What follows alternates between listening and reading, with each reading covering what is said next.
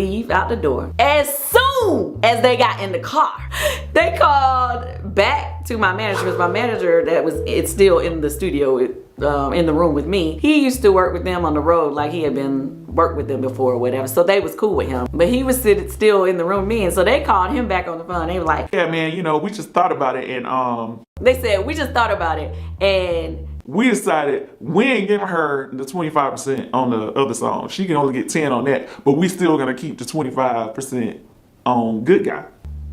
And now, mind you, my manager's standing right in front of me, so I can hear their voices and hear what they saying and how they saying it. So I was like, no, that's not gonna work. They not just gonna chump me off like that. Like, no. And so he's like, you know, he was talking to them, and so they was like, and I can't believe she even fixed her mouth to even ask us about some splits. What? How I fixed my mouth to ask them about some splits? I was like, what the fuck you mean? I'm gonna fix my mouth? And it was like, I should be happy that I'm even working on their album.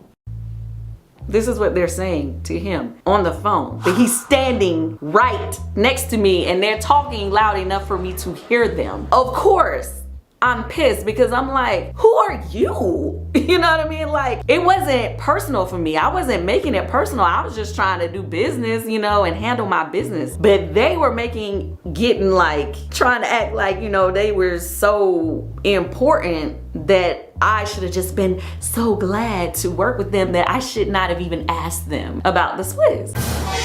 At that point, my manager was just trying to be like, oh, okay, well, we'll talk about it tomorrow. Because he knew that I'm getting mad and he's seeing my face, so he's trying to get off the phone, right? So I don't hear anymore. So the next day, you know, so at that point, you know, I'm pissed. I was venting to Shakespeare, who was still in the studio with me or whatever. And I was venting to my manager, obviously, that I was upset or whatever. Because not like about the splits, but about how they were handling me, okay? The next day, come to the studio, I'm thinking, okay, well, it's cool, you know, next day we refreshed, whatever.